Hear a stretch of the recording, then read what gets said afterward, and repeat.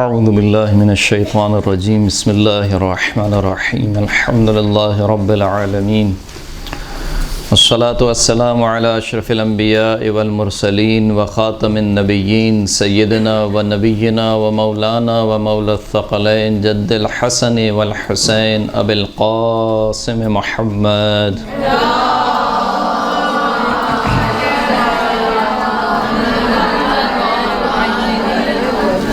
وعلى آله الطيبين الطاهرين المعصومين المنتجبين المنتخبين الميامين الذين أذهب الله عنهم الرجس وطهرهم تطهيرا صلى الله عليه واللعنة الدائمة على أعدائهم ومنكري فضائلهم وغاصب حقوقهم من الآن إلى قيام يوم الدين أما بعد فقد قال الله سبحانه وتعالى في كتابه المجيد والفرقان الحميد وهو أصدق الصادقين وقوله الأحسن بسم الله الرحمن الرحيم وكأي من دابة لا تحمل رزقها الله يرزقها وإياكم وهو السميع العليم صلاة على محمد وآل محمد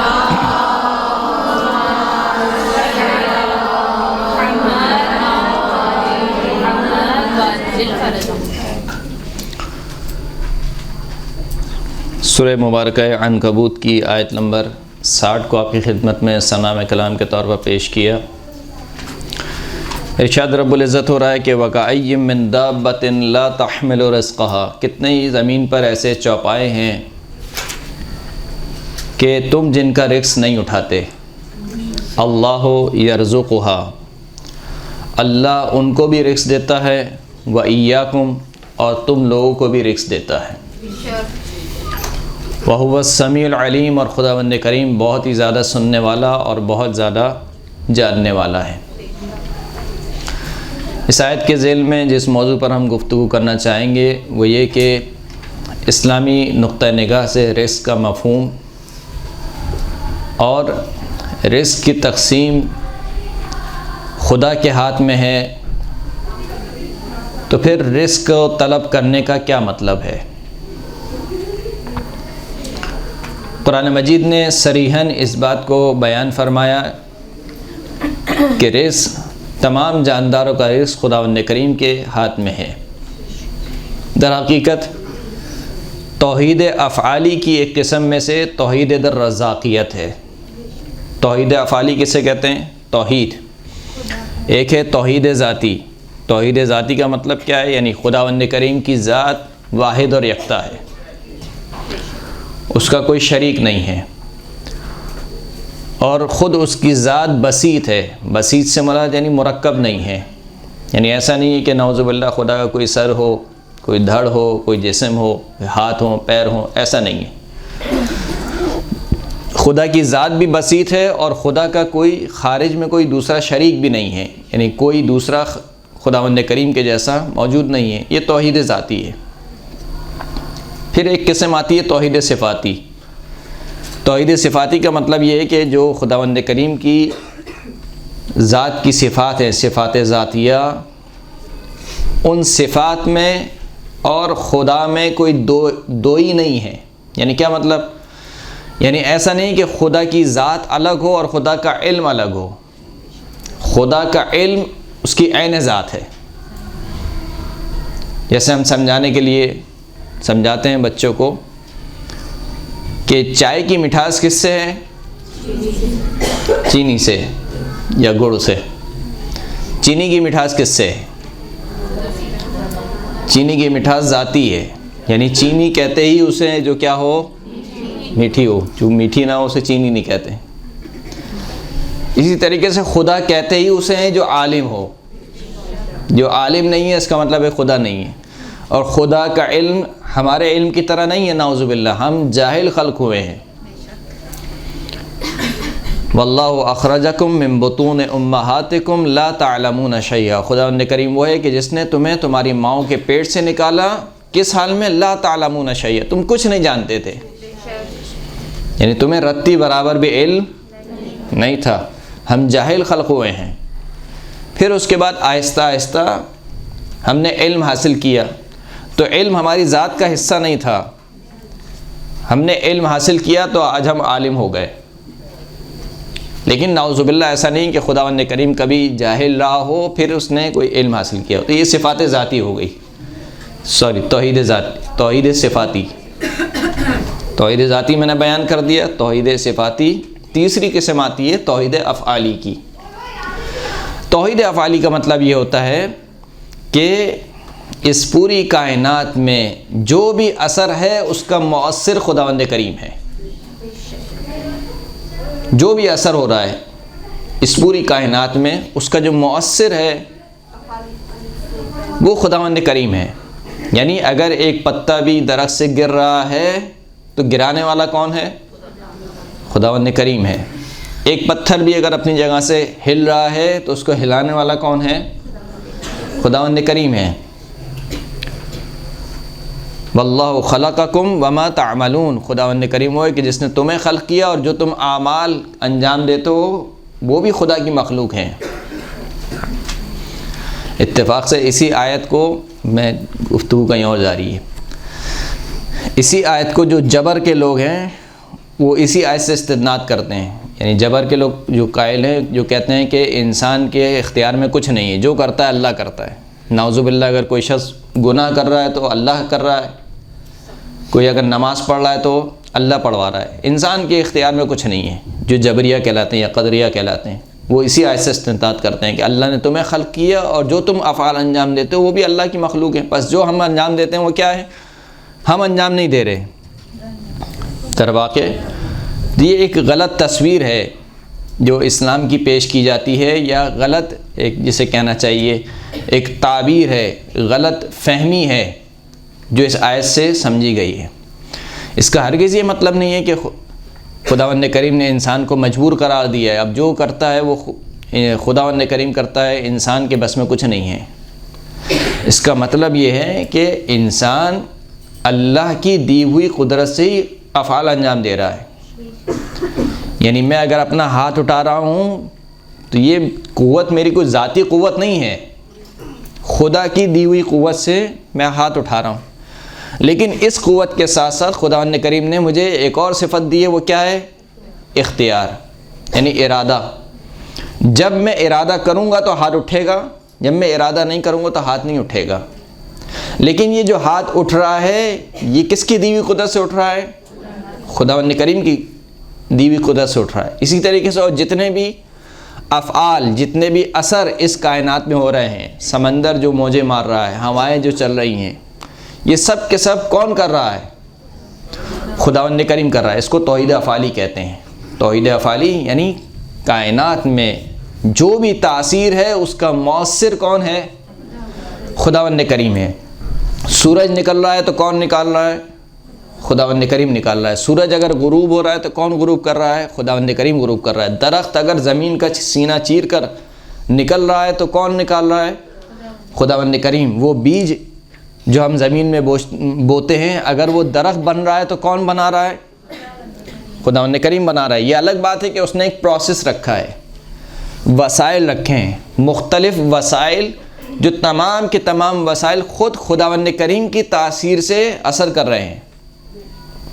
یعنی ایک بیج اگر آپ، اگرچہ کہ یہ عقائد کا درس نہیں ہے لیکن بحث اسی طرف کھینچی چلی جا رہی ہے، ایک بیج اگر آپ ڈالتے ہیں زمین میں تو اس بیج کو کیا چاہیے؟ زمین نرم ہونی چاہیے، پانی ملنا چاہیے، سورج کی روشنی اس کو پراپر ملنی چاہیے۔ جب تک یہ چیزیں نہیں ہوں گی وہ بیج کبھی بھی درخت نہیں بنے گا۔ لیکن یہ زمین کا نرم ہونا، یہ پانی، یہ سورج کی روشنی، یہ سب کے سب وسائل ہیں۔ کس نے قرار دیے ہیں؟ خداوند کریم نے قرار دیے ہیں۔ تو بس یہ ہے توحید افعالی۔ توحید افعالی میں سے ایک ہے توحید الرزاقیت، یعنی خود توحید افعالی کی ایک شاخ ہے۔ توحید افعالی کو اگر آپ تقسیم کریں گے مثال کے طور پر توحید در خالقیت، یعنی خلق کرنے والا کون ہے؟ خداوند کریم ہے۔ خداوند کریم کے علاوہ کوئی اور خلق کرنے والا نہیں ہے۔ واحد اور یکتا اور تنہا اگر کوئی خلق کر سکتا ہے تو کون ہے؟ خداوند کریم۔ اسی طریقے سے توحید در رزاقیت، یعنی اگر رزق دینے والی کوئی ذات ہے تو کون ہے؟ خداوند کریم کی ذات ہے۔ ان اللہ هو الرزاق ذو القوۃ المتین، بے شک خداوند کریم ہی رزق دینے والا ہے اور صاحب قدرت اور صاحب قوت ہے۔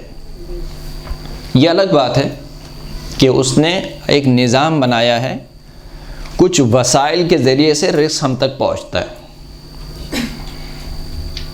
والمدبرات یا فالمدبرات امرا، خداوند کریم قسم کھا رہا ہے ان فرشتوں کی، مدبر بولتے ہیں تدبیر کرنے والے کو، نظام چلانے والے کو، وہ فرشتے جو کائنات کا نظام چلانے والے ہیں ان کی قسم کھا رہا ہے۔ تو توحید در تدبیر اگر دیکھا جائے تو تدبیر کرنے والی ذات کون ہے؟ فقط خداوند کریم ہے، لیکن اس نے فرشتے رکھے ہیں، کچھ فرشتے ہواؤں کو چلاتے ہیں، کچھ فرشتے بادل برساتے ہیں، اور مختلف فرشتوں کے کام ہیں۔ اسی طریقے سے رزق کو لانے میں بھی فرشتوں کا ایک عمل ہے۔ تو یہ تمام کے تمام وسائط اس نے رکھے ہیں، لیکن در حقیقت رزق کون دے رہا ہے؟ خداوند کریم دے رہا ہے۔ یہ بات میں نے کیوں عرض کی؟ یہ اس وجہ سے عرض کی کہ کسی کے ذہن میں شبہ نہ آنے پائے کہ ہم جو کہتے ہیں کہ مثال کے طور پر اہل بیت اطہار عطا کرتے ہیں، اہل بیت اطہار ہمیں دیتے ہیں، تو یقیناً اہل بیت اطہار دیتے ہیں، لیکن خدا کی مرضی سے دیتے ہیں، خدا کے دیے ہوئے سے دیتے ہیں۔ یعنی نعوذ باللہ ایسا نہیں ہے کہ استقلال رکھتے ہوں، خدا کے مقابل میں ہوں، ایسا نہیں ہے۔ یعنی اگر خدا نہ چاہے کوئی نہیں دے سکتا، کوئی بھی، کوئی کا مطلب ہے یعنی کوئی بھی، نہ ذات گرامی حضرت محمد مصطفیٰ صلی اللہ علیہ وآلہ وسلم،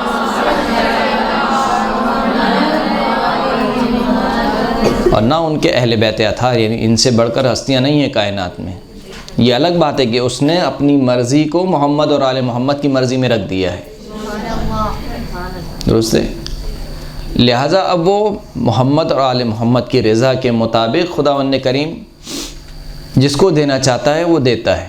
تو ایک وسیلے کا ایک جو کانسیپٹ ہے گا موجود ہے، اس سے کوئی انکار نہیں کر سکتا ہے۔ اگر اس کا انکار کرے گا تو قرآن مجید کا انکار کرے گا۔ جب فرشتے وسیلہ بن سکتے ہیں تو محمد اور آل محمد تو کہیں بڑھ کر ہیں، درست ہے؟ یعنی فرشتوں کا کوئی مقابلہ نہیں ہے، تو کوئی تقابل نہیں ہے۔ یعنی جن ہستیوں کا انبیاء سے کوئی تقابل نہ ہو، فرشتے ان کے مقابل میں کیسے آ سکتے ہیں؟ تو جو فرشتے وسائل بن سکتے ہیں، وسیلہ بن سکتے ہیں، تو کیا اہل بیت اطہار وسیلہ نہیں بن سکتے؟ بالکل وسیلہ بن سکتے ہیں۔ جامع کبیرہ پڑھیے، جامع کبیرہ کا ترجمہ پڑھیے، زیارت جامع کبیرہ۔ کچھ لوگ جو نادان ہیں یا کم علمی کی وجہ سے اعتراض کرتے ہیں جامع کبیرہ کے اوپر کہ درست نہیں ہے اور اس کے مطالب درست نہیں ہیں، وہ در حقیقت اسلامی تعلیمات سے آشنا نہیں ہے۔ کہ جب زیارت جامع کبیرہ میں یہ کہا جاتا ہے کہ لوگوں کا حساب آپ کے اوپر ہے، لوگ آپ کے اوپر حاضر ہوں گے، یا بارش کا نازل ہونا آپ کے وسیلے سے ہے، یا لوگوں کا رزق آپ کے وسیلے سے ہے، تو وہاں پر وسیلے کی تعبیر ہے، نہ ہے کہ بالاستقلال کہ اگر خدا نہ بھی چاہے نعوذ باللہ تو آپ دیتے ہیں، ایسا نہیں۔ ایک صلوات پڑھیں محمد و آل محمد۔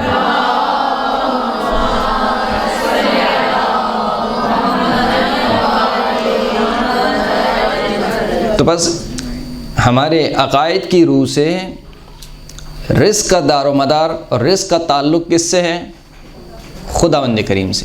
یعنی روئے زمین پر جو بھی جاندار ہے اس کا رزق کون دینے والا ہے؟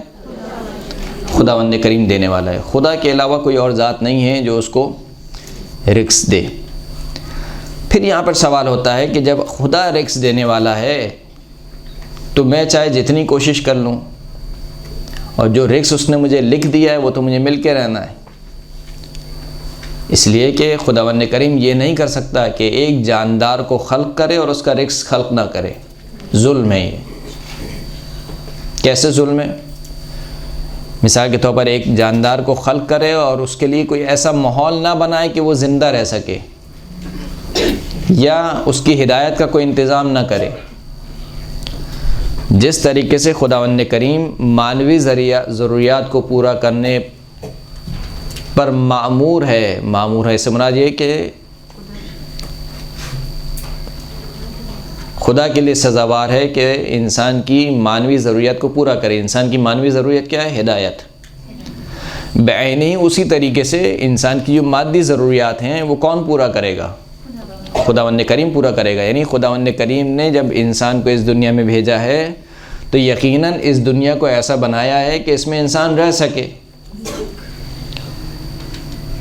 پانی کو رکھا، ہر طرف زمین کو نہیں بچھایا، ایک حصہ زمین کو رکھا کہ انسان غرق نہ ہو جائے، ایک حصہ پانی کو رکھا کہ انسان پیاس سے نہ مر جائے۔ درختوں کو خلق کیا، خود قرآن مجید کی آیتیں ہیں، درختوں کو خلق کیا تاکہ ان سے تمہاری غذا بن سکے، تمہارے جانوروں کی غذا بن سکے۔ تو یہ تمام کے تمام کام جو خداوند کریم کر رہا ہے، کیوں کر رہا ہے؟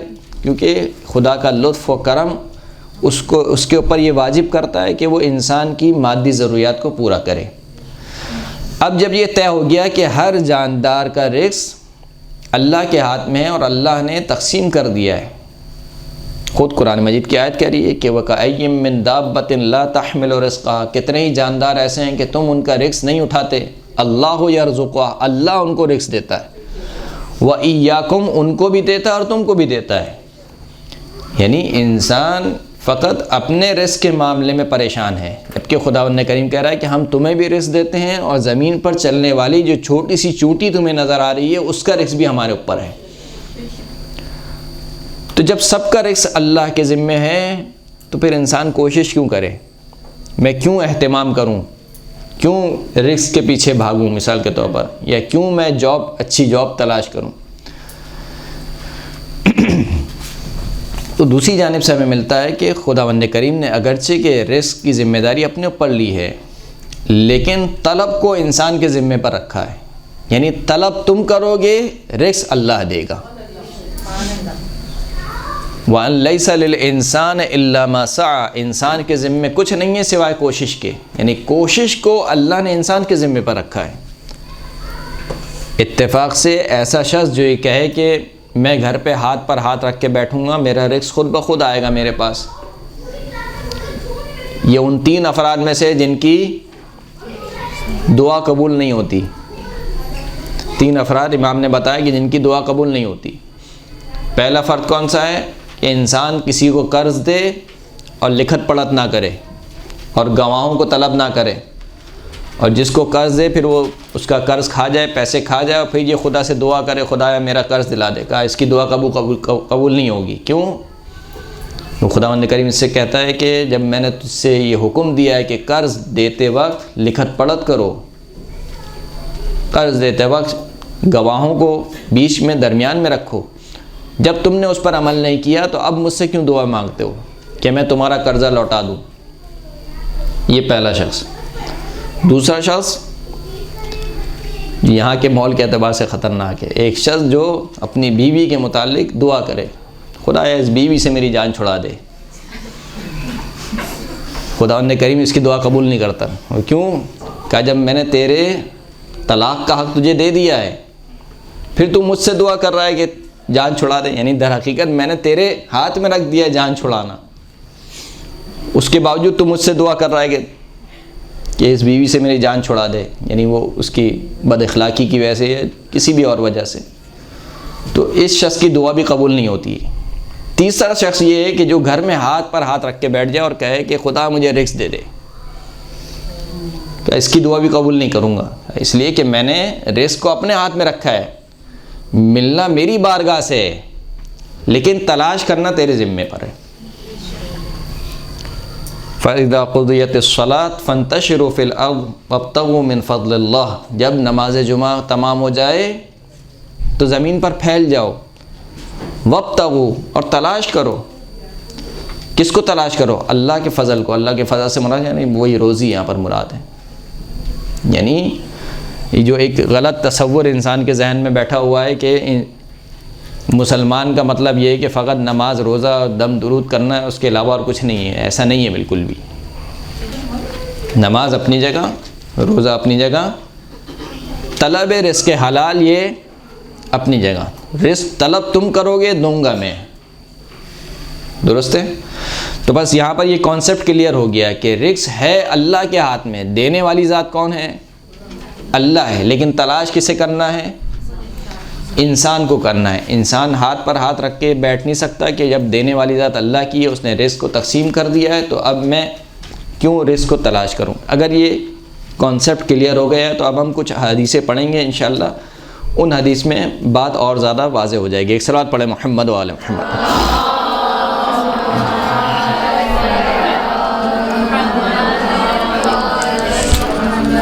اچھا, کچھ اور کانسیپٹ ہیں جو کلیئر ہونا ضروری ہیں. مثال کے طور پر بس اوقات انسان کے ذہن میں آتا ہے کہ ایسا کیوں نہیں ہوا کہ ہر ایک کو ایک جیسی روزی مل جاتی. یعنی یہ امیر و غریب کا کانسیپٹ کیا ہے؟ اور بہت سے افراد جو ہے وہ شکوہ کرتے بھی نظر آتے ہیں, خدایا اس کو اتنا دے دیا, ہمیں نہیں دیا, ہمیں دے دیتا تو ہم نہ جانے کیا کر لیتے, اس کو کیوں دے دیا, ہمیں کیوں نہیں دیا. یعنی گویا ایک طریقے سے نعوذ باللہ ہم خدا کی تقسیم پر راضی نہیں ہیں. تو خود خداوند کریم قرآن مجید میں ارشاد فرما رہا ہے کہ واللہ فضل بعضکم علی بعض فی الرزق. خداوند کریم نے تم میں سے بعض کو بعض پر رزق میں فضیلت بخشی ہے. لیکن یہ فضیلت کوئی معنوی فضیلت نہیں ہے. در حقیقت کیا ہے؟ یعنی ایک بیان کر رہا ہے کہ ہم نے جو نظام رکھا ہے اس کائنات میں وہ یہ ہے کہ ایک امیر ہوگا, ایک غریب ہوگا. امیر کا امتحان امیری سے, غریب کا امتحان غریبی سے. یعنی دونوں کا امتحان ہو رہا ہے. غریب یہ نہ سمجھے کہ میں مشکل میں ہوں, امیر یہ نہ سمجھے کہ میں آسائش میں ہوں. دونوں کا امتحان ہو رہا ہے. فقیر کا امتحان صبر کا امتحان ہے, امیر کا امتحان شکر کا امتحان ہے. امیر کا امتحان کیسے ہوگا کہ آیا وہ حقوق کو ادا کر رہا ہے یا نہیں کر رہا ہے, اپنے فقراء جو مومنین ہیں ان کے حقوق کو ادا کر رہا ہے یا نہیں کر رہا ہے. اسی طریقے سے اس کا امتحان ہوگا. تو آپ کے پاس ہے یا نہیں ہے, بہرحال آپ دار امتحان میں ہیں, یعنی آپ کمرہ امتحان میں ہیں. یہ خداوند کریم کا امتحان ہے کہ جہاں پر ہر ایک کا امتحان اس کی صلاحیت اور اس کے استعداد کے مطابق لیا جاتا ہے. دنیاوی امتحان کی طرح نہیں ہے کہ ہر ایک کا ایک ہی پرچہ ہے. 100 اسٹوڈنٹ ہیں تو 100 کا پرچہ ایک ہی طریقے کا ہے. ہر ایک کے 10 سوال ہیں اور ایک جیسے 10 سوال ہیں. خدا کا امتحان ایسا نہیں ہے. اگر 100 اسٹوڈنٹ ہیں مثال کے طور پر, ان کی صلاحیتیں الگ ہیں, ان کی استعداد الگ ہے, تو ہر ایک کا امتحان اس کی استعداد اور اس کی صلاحیت کے مطابق ہے. لا یکلف اللہ نفسا الا وسعها. خداوند کریم نے کسی نفس کو اس کی وسعت اور اس کی طاقت سے زیادہ تکلیف نہیں دی. تو بس یہ جو خداوند کریم نے ایک کو امیر اور ایک کو غریب بنایا ہے, در حقیقت دنیاوی نظام اسی سے چل پائے گا. یعنی آپ سوچئے اگر سب کے سب ہم امیر ہوتے تو ہمیں ایک دوسرے کی ضرورت ہی نہیں ہوتی, تو پھر موچی کون بنتا, پھر دھوبی کون بنتا.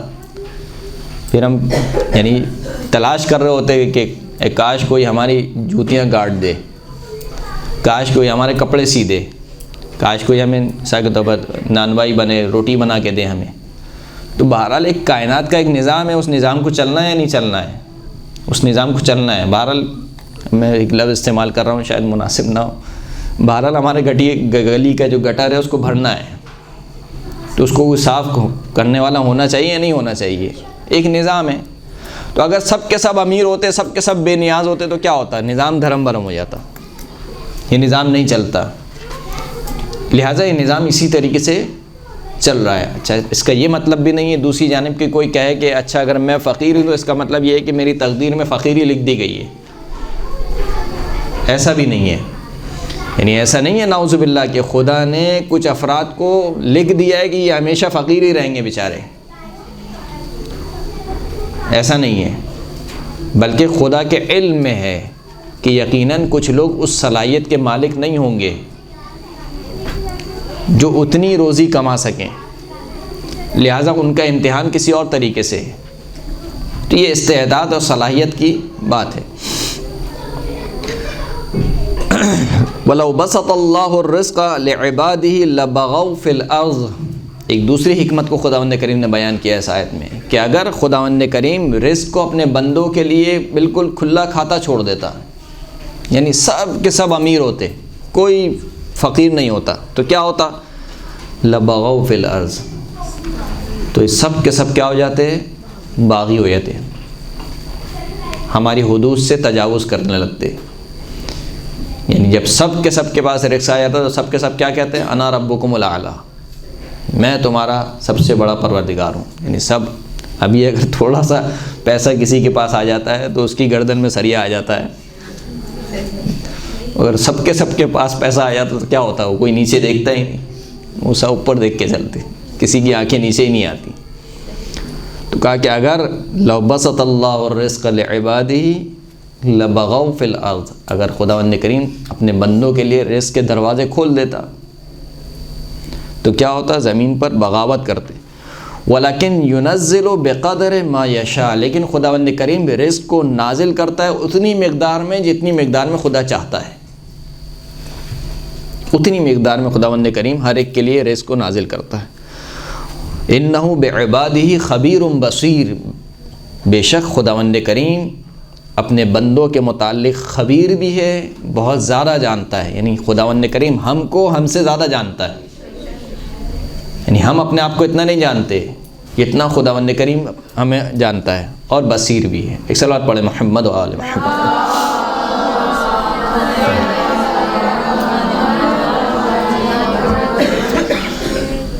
چھٹے امام سے روایت ہے کہ ایک شخص سرکار کی خدمت میں حاضر ہوا اور صلی اللہ علیہ محمد و آل محمد،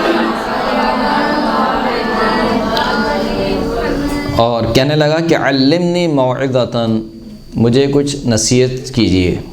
سرکار نے ارشاد فرمایا کہ ان کان اللہ تبارک و تعالی قد تکفل بالرزق فاہتمامک لماذا. پہلی نصیحت جو سرکار نے کی وہ کیا کی کہ اگر خداوند کریم نے تیرے رزق کی ذمہ داری لے لی ہے تو پس رزق کے بارے میں تیرا اہتمام کرنا کس لیے. اب اگر وہ جو کانسیپٹ ہم نے پہلے بیان کیا تھا وہ کلیئر ہے تو یہ حدیث سمجھ میں آئے گی آپ کو.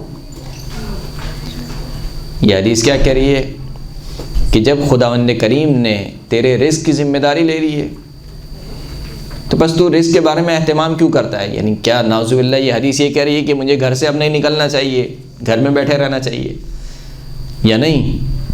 یہ حدیث یہ کہہ رہی ہے کہ رزق کے بارے میں حد سے زیادہ پریشان ہونا، حریص ہونا، لالچی ہونا، ہر وقت رزق کی پریشانی کو ذہن میں بٹھائے رکھنا، اس کا منع کر رہی ہے.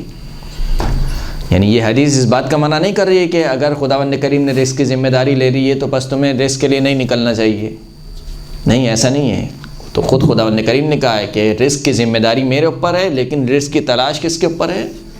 تمہارے اوپر ہے، تلاش تمہیں کرنا ہے. تو یہ حدیث کیا کہہ رہی ہے؟ اہتمام کا لماذا، یعنی اہتمام کا سے مراد کیا ہے؟ یعنی حد سے بڑھ کر اہتمام کرنا، ہر وقت رزق کی پریشانی میں مبتلا رہنا.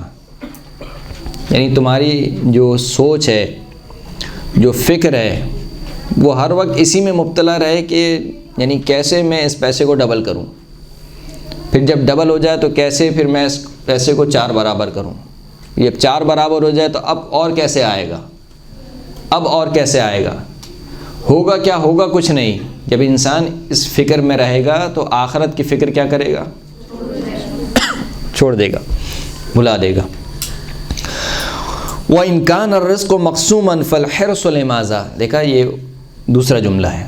اگر رزق تقسیم ہو چکا ہے فَالْحِرْصُ مَاذَا لِمَاذَا، تو بس لالچ کس لیے؟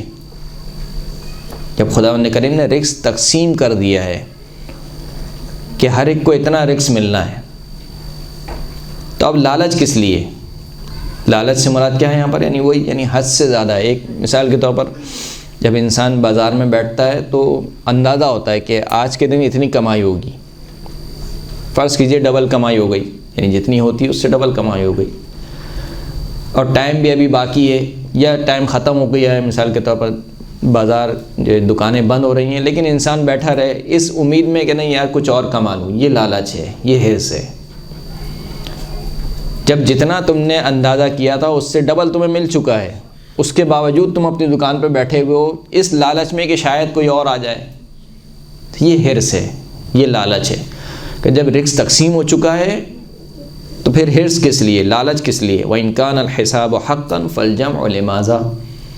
اور جب حساب و کتاب برحق ہے تو پھر پیسے کو جمع کرنا کیسا، پھر سیونگ کیسی اور سیونگ اکاؤنٹ کیسا۔ اتفاق سے یعنی یہ تھوڑا سا عجیب ایک مسئلہ ہے۔ میں نے جتنا مطالعہ میرا ہے، میں یہ نہیں کہتا کہ میں عقل کل ہوں یا میں بہت بڑا عالم ہوں، لیکن جتنا مطالعہ میرا ہے، میں نے کسی ایک حدیث میں پیسے کو جمع کرنے کے بارے میں نہیں پڑھا۔ یعنی کوئی ایک ضعیف حدیث آپ مجھے دکھائیں لا کر کہ جس میں یہ کہا گیا ہو کہ یار تمہارے بچے بڑے ہوں گے ان کے لیے جمع کرو۔ کسی کو یعنی میں نے نہیں پڑھی کوئی ایک حدیث۔ تو یہ جمع کرنے کا جو کانسیپٹ ہے یہ کہاں سے آیا ہے نہیں معلوم مجھے، لیکن بہرحال جو میرا مطالعہ ہے، ناقص مطالعہ ہے، وہ یہی کہتا ہے۔ ابھی اور ایک حدیث بھی میں آپ کی خدمت میں بیان کروں گا۔ سرکار فرماتے ہیں کہ جب حساب کتاب یقینی ہے تو پھر پیسے کو جمع کرنا کیسا۔ امیر المؤمنین علی ابن ابی طالب علیہ الصلوۃ والسلام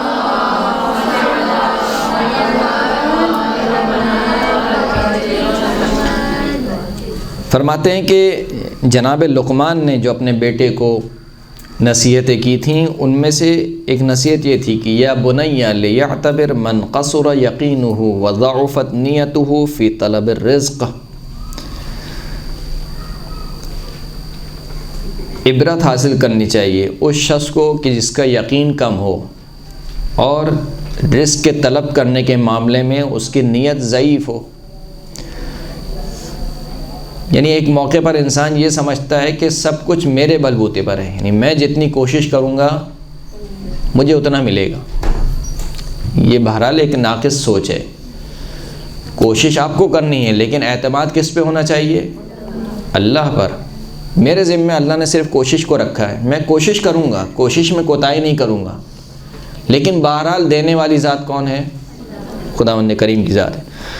تو فرمایا کہ جو جناب لقمان نے کہا اپنے بیٹے سے کہ تمہیں اس شخص کو عبرت حاصل کرنی چاہیے کہ جس کا یقین کم ہو رزق کے بارے میں اور جس کی نیت ضعیف ہو طلب رزق کے بارے میں، کہ خداوند کریم نے اس کو 3 احوال میں خلق کیا ہے اور تینوں حالتوں میں اس کو اس کے ایفرٹ کے بغیر اس کو رزق دے دیا ہے،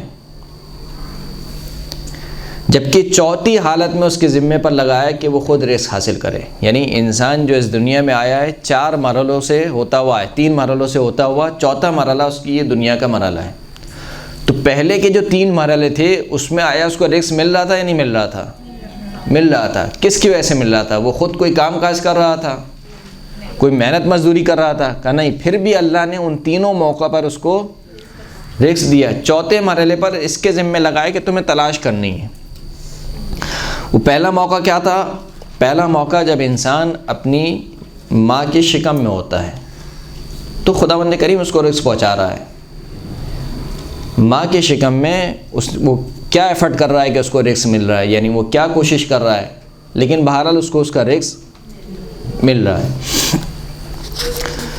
دوسرا جو مرحلہ ہے جب انسان کی ولادت ہو جاتی ہے، تو ولادت ہو جانے کے بعد انسان اس قابل نہیں ہوتا کہ خود سے اٹھ سکے یا خود سے کچھ کھا سکے، اس قابل نہیں ہے، یعنی اس قدر ضعیف ہے۔ اس ضعف اور ناتوانی کے عالم میں بھی خداوند کریم اس کو رزق دے رہا ہے کہ اس کی ماں کے سینے میں اس کا دودھ اتارا ہے۔ 2 مرحلے۔ تیسرا مرحلہ جب انسان کا دودھ چھٹ جاتا ہے اور انسان کی بچپنے کی عمر ہوتی ہے، تو پھر خداوند کریم نے اس کے ماں باپ کے دل کو اس کے لیے موم بنا دیا ہے، وہ تڑپتے ہیں اس کے لیے اور اپنے بچے کو اپنا پیٹ کاٹ کر رزق دیتے ہیں۔ ہے یا نہیں ہے؟ 3 مرحلوں میں انسان کو رزق مل رہا ہے بغیر کسی کوشش کے۔ شکم مادر میں پیدا ہو جانے کے بعد دودھ پینے کے مرحلے تک، اور دودھ پینے کے مرحلے کے بعد بچپن کے مرحلے میں۔ اب اس کے بعد آخری مرحلہ آتا ہے، یعنی انسان یہ عبرت نہیں لیتا کہ وہ خداوند کریم جس نے 3 مرحلوں میں مجھے رزق دیا ہے، کیا وہ چوتھے مرحلے میں ایسے ہی چھوڑ دے گا مجھے؟ ان 3 مرحلوں میں رزق دیتا ہوا آ رہا ہے مجھے، چوتھے مرحلے میں مجھے اپنے حال پہ چھوڑ دے گا؟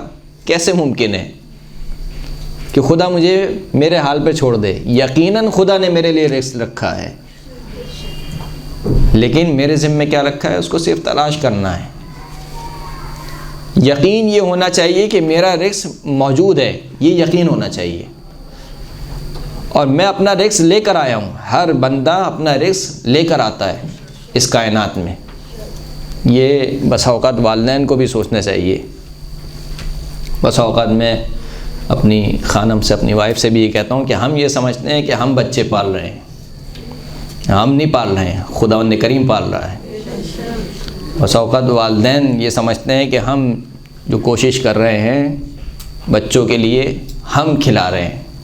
شرک ہے نعوذ باللہ کہ آپ سوچیں کہ ہم کھلا رہے ہیں۔ آپ کون ہوتے ہیں کھلانے والے؟ وہ خداوند کریم ہے کھلا رہا ہے، آپ کو بھی کھلا رہا ہے اور آپ کے بچوں کو بھی کھلا رہا ہے۔ تو مولا فرماتے ہیں کہ جناب لقمان نے اپنے بیٹے کو نصیحت کی کہ ایسے شخص کو عبرت حاصل کرنی چاہیے کہ جو 3 مرحلوں میں مجھے رزق دیتا ہوا آیا ہے، وہ چوتھے مرحلے پہ مجھ کو میرے حال پہ نہیں چھوڑے گا، اس نے میرا رزق رکھا ہوا ہے۔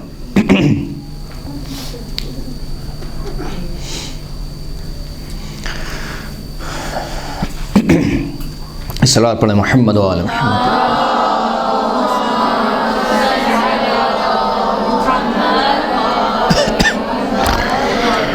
سرکار ارشاد فرماتے ہیں کہ یا ابا ذر لو ان ابن آدم فر من رزقه کما یفر من الموت لادرکہ رزقہ کما یدرکہ الموت۔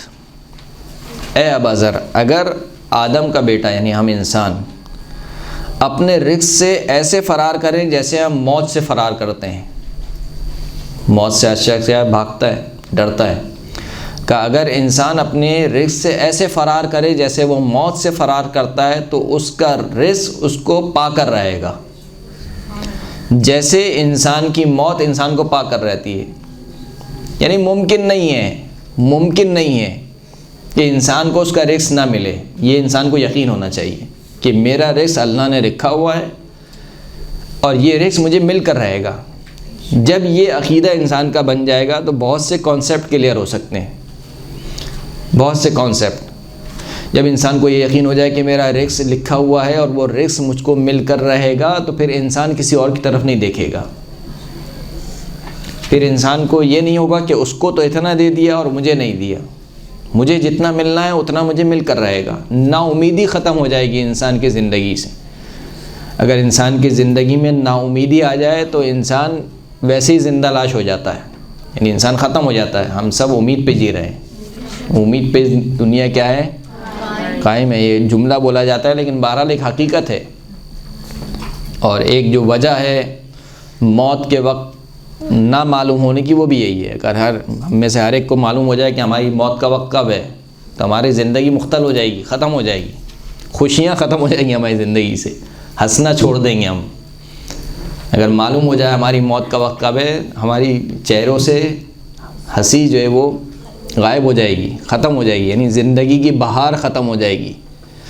تو یہ خدا کی رحمت ہے کہ اس نے ہمیں نہیں بتایا کہ ہماری موت کا وقت کب ہے۔ جبھی ہم اتنے ڈھیٹ بن جاتے ہیں کہ خدا کے سامنے جرأت کر بیٹھتے ہیں، خدا کے احکام کی نافرمانی کر بیٹھتے ہیں۔ تو جب انسان کے ذہن میں یہ کانسیپٹ بن جائے گا کہ میرا رزق اللہ نے لکھا ہوا ہے، وہ رزق مجھ کو مل کر رہے گا، تو بہت سارے مسئلے مسائل حل ہو سکتے ہیں۔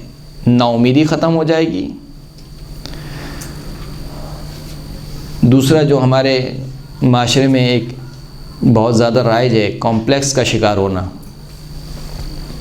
کیا بولتے ہیں اردو میں لفظ نہیں آ رہا، کمتری، احساس کمتری۔ کبھی کبھار ایسا انسان فقیر ہو جاتا ہے، احساس کمتری کا شکار۔ یہ ختم ہو جائے گا معاشرے سے۔ یعنی آج جو ہمارے معاشرے میں کچھ جو جرائم بڑھ رہے ہیں یا ہمارا معاشرہ اخلاقی فساد کی طرف جا رہا ہے، ان میں سے یہ سارے ریزن ہیں، سارے عوامل ہیں کہ ہم احساس کمتری کا شکار ہو رہے ہیں، ہم نا امیدی کا شکار ہو رہے ہیں، دوسری طرف سے یا بہت زیادہ امیدیں لگا رہے ہیں۔ دونوں چیزیں خطرناک ہیں، نا امیدی بھی خطرناک ہے، بہت زیادہ امید لگا لینا یہ بھی کیا ہے؟ خطرناک ہے۔ ہر چیز کا اعتدال ہونا چاہیے۔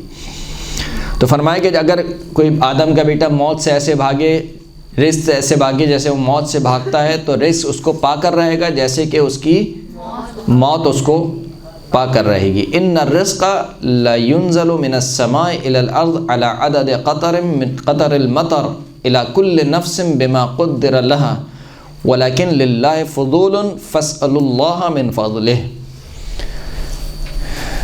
اس حدیث میں ایک اور کانسیپٹ کو واضح کیا گیا۔ ابھی تک ہم کیا پڑھتے ہوئے آ رہے ہیں کہ اللہ ہمارے رزق کا ضامن ہے اور رزق تقسیم ہو چکا ہے، جس کے ذمے جتنا رزق ہے وہ اس کو مل کر رہے گا، درست ہے۔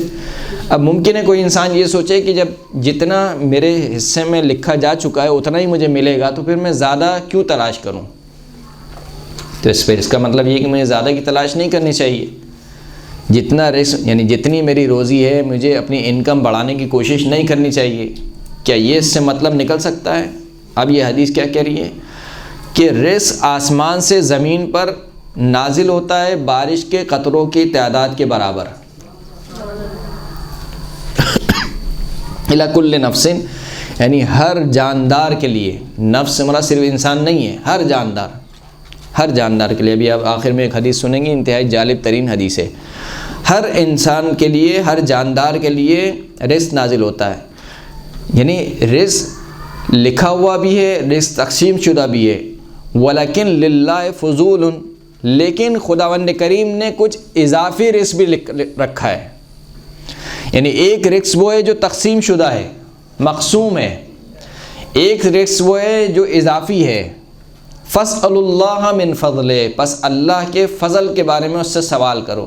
یعنی کیا مطلب؟ یعنی ایک رزق جو وہ تقسیم ہو چکا ہے وہ تو مجھے ملنا ہے، لیکن اگر اضافی رزق میں چاہتا ہوں تو اس کے لیے میں ایفرٹ کر سکتا ہوں، اس کے لیے میں خدا کی بارگاہ میں دعا کر سکتا ہوں، وہ خداوند کریم مجھے دے گا۔ کیوں نہیں دے گا؟ جب خود خداوند کریم نے ضمانت لی ہے کہ تم مجھ سے دعا کرو، میں تمہاری دعا قبول کروں گا، تو اگر میں خداوند کریم سے دعا کروں اس کے اضافی رزق کے بارے میں، تو کیا وہ خداوند کریم مجھے نہیں دے گا؟ یقیناً مجھے وہ رزق دے کر رہے گا۔ صلوات پڑھیں محمد و آل محمد۔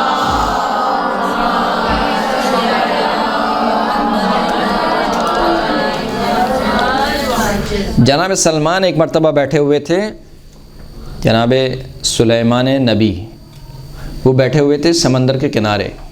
انہوں نے دیکھا کہ ایک چونٹی ہے، وہ چونٹی اپنی چونچ میں یا جو بھی اس کا منہ ہے اس کے اندر ایک گندم کا دانہ لے کر جا رہی ہے۔ وہ جب سمندر کے پاس پہنچتی ہے تو سمندر سے ایک مینڈک اپنا سر نکالتا ہے اور اپنا منہ کھولتا ہے، یہ چونٹی اس کے منہ میں چلے جاتی ہے۔ پھر جناب سلمان دیکھ رہے ہوتے ہیں کہ کافی دیر تک وہ مینڈک دوبارہ پانی کے اندر چلا جاتا ہے، پھر کافی دیر کے بعد وہ دوبارہ مینڈک پانی کے اوپر آتا ہے، دوبارہ وہ اپنا منہ کھولتا ہے اور پھر وہ جو چونٹی ہے وہ اس کے منہ سے دوبارہ خشکی میں آتی ہے، لیکن اس کی جو چونچ ہے اس چونچ میں وہ گندم کا دانہ نہیں ہوتا۔ تو بڑا تعجب ہوتا ہے جناب سلیمان کو، پوچھتے ہیں اس چونٹی سے کہ یہ کیا سارا ماجرا ہے؟ تو وہ چونٹی یہ کہتی ہے کہ یا نبی اللہ فی قعر هذا البحر الذي تراه صخرة مجوفة وفي جوفها دود، یہ جو سمندر آپ دیکھ رہے ہیں اس سمندر کی تہ میں ایک پتھر ہے کہ جس کے اندر کا جو خول ہے وہ خالی ہے، یعنی اندر سے کیا ہے؟ خالی ہے وہ۔ اس پتھر کے اندر ایک کیڑا ہے، اس پتھر کے اندر کیا ہے؟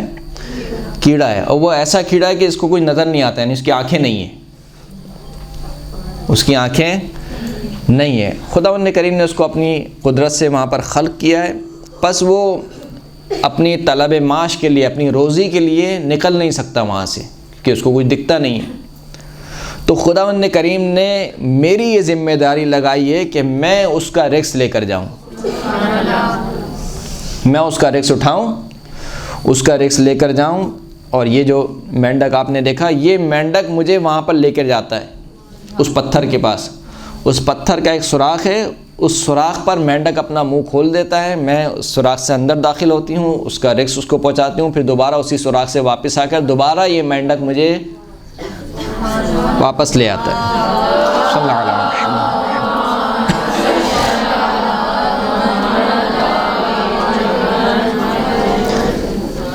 اب جو اس پوری حدیث میں جسے کہنا چاہیے کہ لطیف جملہ ہے وہ یہ ہے، جناب سلیمان نے اس سے کہا کہ کیا تو نے اس کیڑے کی تسبیح کو سنا ہے؟ اس چوٹی سے سوال کیا، وہ جو کیڑا ہے وہ ہر شے خدا کی تسبیح کر رہی ہے، تو کیا تو نے اس کی تسبیح کو سنا ہے؟ تو اس نے کہا ہاں میں نے اس کی تسبیح سنی ہے۔ کہا وہ کیڑا کیا کہتا ہے؟ وہ کیڑا یہ تسبیح کرتا ہے، یا من لا تنسانی فی جوف هذه الصخرۃ تحت هذه اللجۃ برزق، اے وہ ذات، اے وہ ہستی جس نے اس سمندر کے نیچے، اس پتھر کے اندر میرے رزق کو نہیں بھلایا، اے وہ ذات جس نے اس سمندر کے نیچے، اس پتھر کے اندر میرے رزق کو نہیں بھلایا، میرے رزق سے غافل نہیں ہوا۔ لا تنسى عبادك المؤمنین برحمتک، اے پروردگار جب تو میرے رزق سے غافل نہیں ہوا، بھلایا نہیں، اپنے مؤمن بندوں کی رحمت سے غافل نہ ہو، اپنے مومن بندوں کی رحمت کو مت بھلا۔ ایک شخص نے چھٹے امام کی خدمت میں عرض کی، لَأَقْعُدَنَّ فِي بَيْتِي وَلَا أُصَلِّيَنَّ وَلَا أَصُومَنَّ وَلَا أَعْبُدَنَّ رَبِّي فَأَمَّا رِزْقِي فَسَيَأْتِينِي، کہ ابن رسول اللہ میں اپنے گھر پہ بیٹھا رہوں گا، نمازیں پڑھوں گا، روزے رکھوں گا، اللہ کی عبادت کروں گا، اور رزق جو ہے وہ تو آ کر رہے گا۔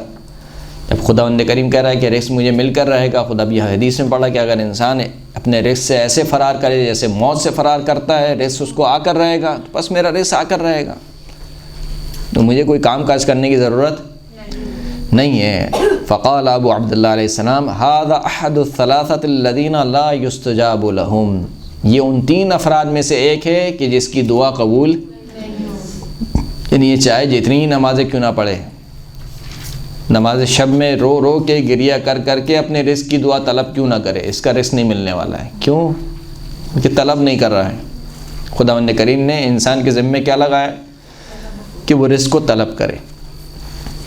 رزق کا جو ایک مفہوم ہے، ایک تو ابھی ہم جو جتنی گفتگو ہماری ہوئی وہ ساری مادی رزق کے بارے میں تھی، جبکہ اسلامی نقطہ نگاہ سے رزق ایک وسیع مفہوم رکھتا ہے، یعنی فقط مادی جو ہے وہ رزق کو رزق نہیں کہا جاتا، بلکہ معنوی رزق کو بھی رزق کہا جاتا ہے۔ جیسے کہ آپ پڑھتے ہیں زیارت عاشورہ کے آخر سجدے میں آپ کیا پڑھتے ہیں؟ اللہم ارزقنی شفاعت الحسین یوم الورود، اللہم ارزقنی، یعنی مجھے رزق، روزی عطا کر۔ کیا چیز روزی عطا کر؟ امام حسین کی شفاعت کو ہے۔ امام زمانہ عجل اللہ تعالی فرجہ الشریف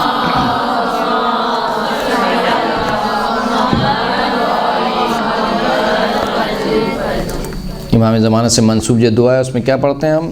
اللہم ارزقنا توفیق الطاعت و بعد المعصیہ و عرفان الحرمہ، خداوند کریم مجھے رزق دے، مجھے روزی دے۔ کیا کس چیز کی روزی دے؟ کہ میں تیری اطاعت کر سکوں اور تیری معصیت سے بچ سکوں۔ تو رزق کا جو ایک وسیع مفہوم ہے، فقط مادی رزق کو رزق نہیں کہا جاتا ہے، بلکہ بہت سی معنوی چیزیں ہیں، بلکہ ان کو رزق کہنا، ان کے اوپر رزق کا اطلاق زیادہ مناسب ہے بنسبت اس کے کہ انسان اپنی جو مادی ضروریات ہے اس کو رزق کا۔ ایک صلوات پڑھیں محمد و آل محمد۔